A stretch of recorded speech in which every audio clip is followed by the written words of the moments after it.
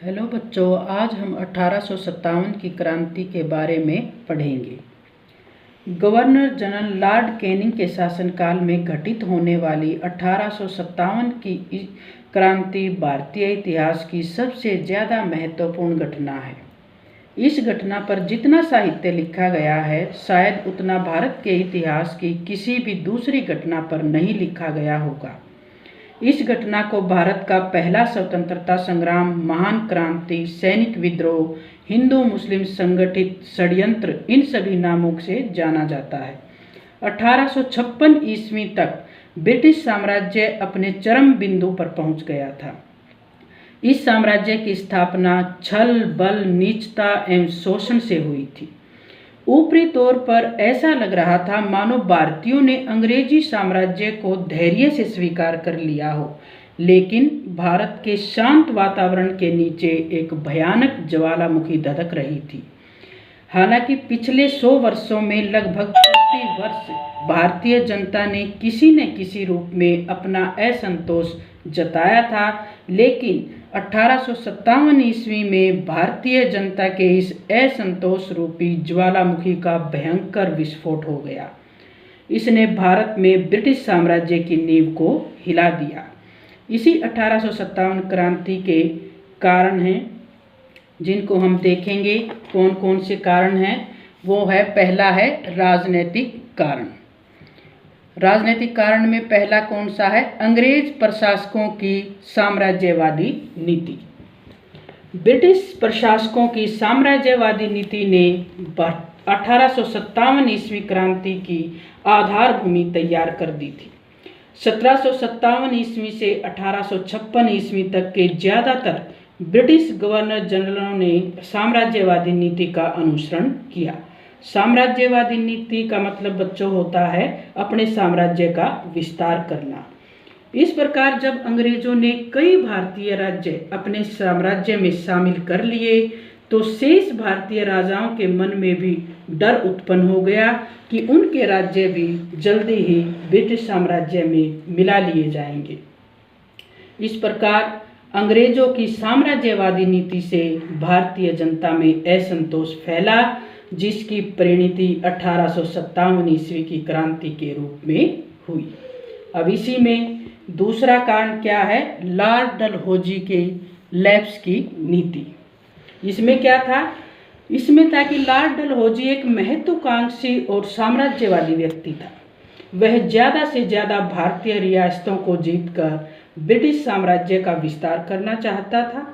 इसके लिए उसने एक नीति को ढूंढा जिसे गोद निषेध सिद्धांत या लैप्स की नीति कहा जाता है। इस नीति के अनुसार कोई भी भारतीय राजा जिसकी कोई संतान नहीं होती थी, वह किसी को गोद नहीं ले सकता था और उसके निसंतान मरने पर उसका राज्य ब्रिटिश साम्राज्य में मिला लिया जाता था। तीसरा कारण क्या था? अवध का अंग्रेजी राज्य में विलय। लॉर्ड डलहौजी ने अवध के नवाब वाजिद अली शाह पर कुप्रशासन का आरोप लगाकर 12 लाख रुपए वार्षिक पेंशन दे दी और नवाब को कलकत्ता भेजकर अवध को ब्रिटिश साम्राज्य में मिला लिया। अगला कारण था मुगल सम्राट बहादुर शाह का अपमान। अंग्रेजों द्वारा मुगल सम्राट के साथ किए गए दुर्व्यवहार से भी जनता गुस्से में थी। मुगल सम्राट बहादुर शाह द्वितीय दयालु और भावुक व्यक्ति था। भारतीय जनता तथा देशी प्रशासकों के मन में अब भी मुगल सम्राट के प्रति श्रद्धा थी। अंग्रेजों ने इसकी प्रतिष्ठा पर प्रहार करना शुरू कर दिया। मुगल सम्राट को नजराना देना और सम्मान देना उनको बंद कर दिया। सिक्कों पर से बादशाह का नाम भी हटा लिया। मुगल सम्राट के प्रति किए जाने वाले व्यवहार से अंग्रेजों के प्रति जनता का गुस्सा था, घृणा थी, और यही जो गुस्सा और घृणा थी, ये 1857 की क्रांति के रूप में फूट पड़ी। पांचवा कारण क्या था? पेंशनों एवं उपाधियों की समाप्ति। लॉर्ड डलहौजी ने भारतीय शासकों तथा नवाबों को पूरी तरह से शक्तिहीन कर देने के उद्देश्य से उन शासकों की मृत्यु के बाद उनके उत्तराधिकारियों को इन उपाधियों और पेंशनों से मुक्त कर दिया गया। लॉर्ड डलहौजी ने पेशवा बाजीराव द्वितीय के गोद लिए हुए पुत्र नाना साहिब को मिलने वाली 8 लाख रुपए की वार्षिक पेंशन बंद कर दी, जिससे नाना साहिब अंग्रेजों का कट्टर शत्रु बन गया। अगला है बेरोजगार सैनिक। अंग्रेजों ने अनेक भारतीय राज्यों को अंग्रेजी साम्राज्य में मिलाने के बाद उनकी सेनाओं को भंग कर दिया, जिसके कारण संबंधित राज्यों के हजारों सैनिक बेरोजगार हो गए। उनके पास अपनी जीविका चलाने का कोई भी साधन नहीं बचा। बर्खास्त किए गए सैनिकों की रोजी रोटी का साधन छिन जाने से वे क्रांतिकारियों के साथ हो लिए। अब अगला है प्रशासनिक कारण। दूसरे हैं इसके, एक तो ये हमने राजनीतिक कारण पढ़ लिया, अब दूसरा है प्रशासनिक कारण। इसमें भी अलग अलग भाग हैं। प्रशासनिक कारण का पहला भाग है भारतीयों को उच्च पदों से वंचित होना। भारतीयों को उच्च पदों से वंचित करना। अंग्रेजों ने शुरुआत से ही प्रशासन में भेदभाव की नीति अपनाई। लॉर्ड कॉर्नवालिस ने सभी भारतीयों को अविश्वास की दृष्टि से देखा तथा उसने भारतीयों को उच्च पदों से वंचित कर दिया। शिक्षित तथा योग्य भारतीय के ब्रिटिश शासन के प्रति असंतोष पनप गया। दूसरा कारण था भारतीय शासन का इंग्लैंड से संचालित होना। इसमें क्या था कि इसमें कंपनी के कर्ता धर्ता भारत से सैकड़ों मील दूर बैठे लंदन से शासन को चलाते थे, जिन्हें भारत की प्रशासनिक संस्थाओं, परंपराओं और मान्यताओं का बिल्कुल भी ज्ञान नहीं था। मुगलों ने भारत को अपना देश मानकर शासन किया था, लेकिन अंग्रेज विदेशी बने रहे, जिनका लक्ष्य भारत से धन को लूट कर ले जाना था, जिसके कारण जनता में असंतोष की भावना बढ़ी। तीसरा कारण दूषित न्याय व्यवस्था। इसमें क्या था कि इसमें भारतीय अंग्रेजी न्याय से भी संतुष्ट नहीं थे। वे इसको बहुत खर्चीला समझते थे। इसमें मुकदमों का निर्णय भी देरी से होता था। भारतीय जजों की अदालतों में अंग्रेजों के विरुद्ध कोई मुकदमा दायर नहीं होता था। इस प्रकार धन एवं अन्याय पर आधारित ब्रिटिश न्याय प्रणाली ने लोगों को असंतुष्ट कर दिया। चौथा कारण था भारतीयों का प्रशासन तंत्र में स्थान न लेना। भारतीयों को प्रशासन तंत्र में स्थान नहीं देना। 1860 ईस्वी में सर सैयद अहमद खान ने भारतीयों के बढ़ते असंतोष के बारे में कहा था कि विद्रोह का सबसे महत्वपूर्ण कारण भारतीयों को विधानसभा तथा सरकार के प्रशासन तंत्र में प्रविष्ट न होने देना है। अगला कारण है इसमें अंग्रेज अधिकारियों का दुर्व्यवहार। कंपनी के शासनकाल में प्रशासन में शक्तिशाली ब्रिटिश अधिकारी वर्ग का विकास हुआ था। यह अधिकारी वर्ग अपने आप को भारतीय कर्मचारियों से पूरी तरह अलग रखता था, हर प्रकार से उन्हें अपमानित करता था। भारतीय कर्मचारियों के साथ उनका व्यवहार कुत्तों से भी बदतर था। वे आम आदमी को अंग्रेज से मिलने जुलने भी नहीं देते थे, जिसके कारण भारतीय जनता का गुस्सा भड़क उठा। अगला कारण है इसमें आर्थिक कारण। आर्थिक कारण के बारे में हम पढ़ेंगे। इसमें पहला है ये भारत का आर्थिक शोषण। इसमें क्या था, इसमें अंग्रेजों ने जितना भारतीयों का राजनीतिक शोषण किया उससे भी बढ़कर आर्थिक शोषण किया। बंगाल में दीवानी अधिकार प्राप्त करने के बाद कुटीर उद्योगों का विनाश करना शुरू हो गया।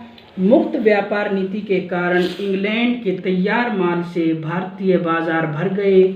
भारतीयों द्वारा बनाया गया माल बिकना बंद हो गया, जिसके कारण भारतीय कुटीर उद्योग बंद हो गए। भारत इंग्लैंड को पालने के लिए दूध देने वाली गाय बन गया और उसके अपने बच्चे धीरे धीरे भूखे मरने लगे। दूसरा कारण है भूमि पर दबाव। भारतीय उद्योग, व्यापार एवं वाणिज्य पर अधिकार स्थापित होने के कारण भारतीय लघु उद्योग का पतन हो गया तथा सैकड़ों शिल्पकार बेरोजगार हो गए। के कारण बहुत से दस्तकार खेती करने के लिए मजबूर हो गए। उन नगरों में रहने वाले लाखों लोगों को गांव में खदेड़ दिया गया तथा गांव के आर्थिक जीवन का संतुलन ही बिगड़ गया। यहीं से खेती पर भीषण दबाव शुरू हुआ और जो आज तक लगातार बढ़ता जा रहा है। उत्पादन में कमी आई और जिसका परिणाम अकालों के रूप में सामने आया। इस प्रकार भूख से तड़पती जनता का विद्रोही हो जाना स्वाभाविक ही था। तीसरा कारण था भू राजस्व में वृद्धि। बंगाल में कंपनी के शासन की स्थापना के बाद कंपनी में सबसे पहले भू राजस्व में वृद्धि की तरफ ध्यान दिया। कंपनी को नए प्रदेशों को जीतने तथा जीते हुए प्रदेशों में शांति और व्यवस्था स्थापित कराने के लिए धन की जरूरत थी तथा धन प्राप्त करने का सबसे अच्छा साधन भू राजस्व था। इस प्रकार लगान की ऊंची दरों ने किसानों एवं जमींदारों को ब्रिटिश शासन के विरुद्ध हथियार उठाने के लिए मजबूर कर दिया। चौथा कारण था जागीरदारों एवं जमींदारों की जमीन पर अधिकारों की जांच। इसमें क्या था बच्चों? इसमें ये था कि भारतीय राजाओं तथा नवाबों के शासनकाल में कई व्यक्तियों को पुरस्कार, दान आदि के रूप में कर मुक्त जमीनें इनाम में दी गई थी और लॉर्ड विलियम बेंटिंक ने ऐसी लगान मुक्त भूमि का सर्वेक्षण करवाया था जिसके प्रमाण पत्र गुम हो गए थे, उनकी जागीरें छीन ली गई थी। इन जमींदारों और तथा जागीरदारों का समाज में काफ़ी सम्मान था, इसीलिए जागीर छिन जाने से मान सम्मान को उनके ठेस पहुंची और वे अंग्रेज साम्राज्य में बदला लेने के लिए तैयार हो गए। अगला कारण है इसका बेरोजगारी एवं गरीबी। अंग्रेजी सरकार की नीतियों के कारण उद्योग एवं व्यापार नष्ट हो जाने से कारीगर बेकार हो गए थे, इसीलिए वे कृषि की तरफ निर्भर होने की कोशिश करने लगे। लेकिन जमीन संबंधी व्यवस्था से खेती हर मजदूर बेकार हो गए थे और देशी राज्यों का अंग्रेजी राज्य में विलय कर देने से हजारों सैनिक बेकार हो गए। इस प्रकार 1857 ईस्वी तक आम आदमी की आर्थिक स्थिति बहुत ही शोचनीय हो गई थी। लोगों के पास पेट भरने के लिए भोजन और तन ढकने के लिए कपड़े भी नहीं थे। कुछ लोग इतने गरीब थे कि वे एक एक आने तथा एक एक सेर आटे के लिए विद्रोहियों के साथ मिल गए थे। अगला कारण है बच्चों सामाजिक और धार्मिक कारण। इनमें भी पहला कौन सा है? उच्च वर्ग के भारतीयों के साथ दुर्व्यवहार। पहला कारण है उच्च वर्ग की उपेक्षा। इसमें क्या था कि उच्च वर्ग के बहुत से लोगों की संपत्ति, जागीर, उपाधियों तथा पद आदि छिन जाने से उनकी सामाजिक मान मर्यादा को ठेस पहुंची। इस प्रकार भारतीय उच्च वर्ग की उपेक्षा की गई। इसी प्रकार ऐसे सभी लोग ब्रिटिश शासन को उखाड़ फेंकने के लिए प्रयत्न करने लगे। दूसरा कारण था इसमें भारतीयों के साथ दुर्व्यवहार। अंग्रेज अधिकारी और कर्मचारी अपने आप को भारतीयों से श्रेष्ठ समझते थे। सामान्य भारतीयों के साथ पशुओं के समान व्यवहार किया जाता था। भारतीयों का अंग्रेजों के क्लबों और पार्कों में जाना मना था। वे प्रथम श्रेणी के डिब्बों में भी यात्रा नहीं कर सकते थे। उन्हें ऊंचे पदों पर भी नियुक्त नहीं किया जाता था। इस प्रकार के सैकड़ों उदाहरण दिए जा सकते हैं। इसीलिए अंग्रेजों के इस अनुचित व्यवहार से भारतीय जनता क्रोधित हो गई थी। तीसरा कारण है भारतीय सामाजिक आचार व्यवहार में हस्तक्षेप। इसमें क्या था बच्चों कि लॉर्ड विलियम बेंटिक तथा लॉर्ड डलहौजी जैसे गवर्नर जनरलों ने के काम में हिंदू समाज में फैली बुराइयों को दूर करने के लिए कुछ कानून बनाए गए। हालांकि ये कानून तो अच्छे थे। कौन कौन से थे कि सती प्रथा, कन्यावध, नरबली, बाल विवाह को निषेध किया गया था। लेकिन जो भारतीय लोग थे, रूढ़िवादी लोग थे, उन्होंने इसे अपनी संस्कृति के विरुद्ध माना। डलहौजी ने 1856 ईस्वी के एक कानून द्वारा विधवा विवाह को मान्यता प्रदान की। हालांकि सुधार भारतीयों के हित में किए गए थे, लेकिन रूढ़िवादी लोगों ने इनका विरोध किया। अगला कारण है पश्चिमी शिक्षा का प्रसार। भारतीय भाषाओं तथा साहित्य के प्रति ब्रिटिश प्रशासकों का दृष्टिकोण अच्छा नहीं था। इसीलिए उन्होंने 1835 ईस्वी में भारत में अंग्रेजी भाषा को माध्यम बनाकर पश्चिमी साहित्य और ज्ञान विज्ञान का प्रचार करना शुरू कर दिया। नई शिक्षा प्रणाली में सभी जातियों तथा सभी धर्मों के विद्यार्थी एक साथ पढ़ते थे। स्कूलों में ईसाई धर्म का प्रचार किया जाता था।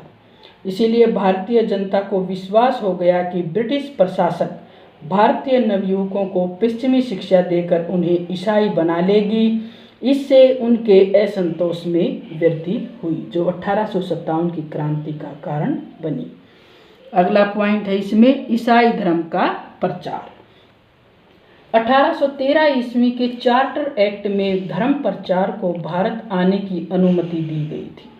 शुरुआत में सरकार ने उन्हें खुले रूप से धर्म प्रचार की अनुमति नहीं दी, लेकिन धीरे धीरे अंग्रेजी सरकार यह सोचने लगी कि भारतीयों को सभ्य बनाना भी उसका उत्तरदायित्व है। ज़्यादातर अंग्रेजों के लिए सभ्यता फैलाने का अर्थ था कि ईसाई धर्म फैलाना। इसीलिए सरकार ईसाई धर्म प्रचारकों के लिए उदार नीति अपनाने लगी और अनेक अवसरों पर ईसाई धर्म प्रचारकों की सभा की अध्यक्षता जिले का कलेक्टर करता था। अगला पॉइंट है इसमें गोद प्रथा निषेध का सिद्धांत। हिंदू धर्मशास्त्र के अनुसार परलोक में शांति प्राप्त करने के लिए निसंतान व्यक्ति के लिए पुत्र गोद लेना बहुत ही जरूरी समझा जाता था। अर्थात जिस व्यक्ति का पुत्र नहीं होता था उसको स्वर्ग में जगह नहीं मिलती थी। लेकिन डलहौजी ने हिंदुओं को पुत्र गोद लेने को निषेध घोषित कर दिया और इस नीति का उद्देश्य देशी राज्यों को हड़पना था। लेकिन भारतीयों ने इसे अपनी सभ्यता और हिंदू धर्म को नष्ट करने की कोशिश के रूप में देखा और उनका गुस्सा भड़क गया। अब आगे है बच्चों, अगला कारण है सैनिक कारण। सैनिक कारण में पहला कारण है भारतीय सैनिकों की अधिक संख्या। पहला कारण है भारतीय सैनिकों के साथ भेदभाव। अंग्रेजी सेना में भर्ती किए हुए भारतीय संतुष्ट नहीं थे। अनेक मामलों में उनसे भेदभाव किया जाता था। उन्हें अंग्रेज सैनिकों की तुलना में वेतन, भत्ते एवं पद उन्नति बहुत कम मिलते थे। सेना में एक भारतीय सूबेदार का वेतन 35 रुपये मासिक था, जबकि अंग्रेज सूबेदार को 135 रुपये मिलते थे। इसके अलावा भारतीय सैनिकों को आत्मसम्मान की भी पग पग पर ठेस पहुंचाई जाती थी। युद्ध जब होता था तो आगे खून भारतीयों का बहता था, जबकि जीत का श्रेय अंग्रेज अधिकारी को मिलता था। इन सभी कारणों की वजह से सैनिकों में क्रोध था। दूसरा कारण था इसमें भारतीय सैनिकों की अधिक संख्या। 1856 ईस्वी में सेना में भारतीय सैनिकों तथा अंग्रेज सैनिकों की संख्या में भारी असमानता थी। भारतीय सैनिकों की संख्या 3,15,000 थी, जो यूरोपीय सैनिकों की संख्या से लगभग 6 गुना ज़्यादा थी। इस बहुसंख्या ने भी सैनिकों को क्रांति के लिए प्रेरित कर दिया। उनके मन में ये आ गया कि हम तो ज़्यादा हैं जो भारतीय हैं और जो विदेशी हैं अंग्रेज हैं वो हमसे कम हैं। इसीलिए उन्होंने 1857 की क्रांति को जन्म दिया। अगला कारण है सेना का दोषपूर्ण वितरण। इसका जो सेना का डिस्ट्रीब्यूशन दोषपूर्ण था। कैसे था कि सेना का देश के विभिन्न भागों में वितरण भी दोषपूर्ण था। इलाहाबाद, कानपुर तथा दिल्ली जैसे महत्वपूर्ण सामाजिक महत्व के स्थानों पर भारतीय सैनिकों का नियंत्रण था। कंपनी की इस दुर्बलता से भारतीय सैनिक परिचित थे और वे इस परिस्थिति का फायदा उठाना चाहते थे। अगला कारण है अवध के सैनिकों में रोष। लॉर्ड डलहौजी के शासनकाल में 1856 ईस्वी में अवध को ब्रिटिश साम्राज्य में मिलाए जाने के कारण सैनिकों की भावनाओं को गहरा आघात लगा था। बंगाल की सेना में ज़्यादातर अवध के सैनिक थे। उनमें वही देश प्रेम था जो अवध के लोगों में था। 40,000 सैनिक और नागरिक अधिकारियों की नौकरियां चली गई। इससे अवध के सैनिकों में असंतोष की भावना और भी ज़्यादा मजबूत हो गई। अंग्रेजों ने अवध की सेना को तो भंग कर दिया था, लेकिन सैनिकों के अस्त्र शस्त्र नहीं छीने थे, जिसके कारण वहां के सैनिकों ने इस स्थिति का लाभ उठाते हुए विद्रोह कर दिया। अगला पॉइंट है अंग्रेजों की सैनिक पराजय। शुरुआत में भारतीयों का विचार था कि अंग्रेजी सेना अजेय है, उसको कोई नहीं हरा सकता, लेकिन धीरे धीरे कुछ ऐसी घटनाएं घटी जिससे ये सिद्ध हो गया कि अंग्रेजों सेना को भी हराया जा सकता है। भारतीय सैनिकों में यह विचार पनपा कि यदि हम एक हो जाएं तो अंग्रेजी सेना को हम हरा सकते हैं। इसीलिए सैनिकों ने अंग्रेजी राज्य को उखाड़ फेंकने का निश्चय कर लिया। अगला पॉइंट है सामान्य सेवा भर्ती का अधिनियम। इसमें क्या था कि इसमें 1856 ईस्वी में लॉर्ड कैनिंग की सरकार ने साधारण नौकरी की भर्ती के समय यह वचन दिया था कि वह प्रत्येक स्थान पर जाने के लिए तैयार होगा। हालांकि यह कानून पुराने सैनिकों पर लागू नहीं होता था, लेकिन इसका विरोध किया गया। कंपनी की सेना में ज़्यादातर सैनिक उच्च जाति के ब्राह्मण, राजपूत, जाट और पठान थे। वे कट्टर रूढ़िवादी थे तथा धर्म के नाम पर अपने अधिकारी के आदेशों की अवहेलना करना उनके लिए साधारण सी बात थी।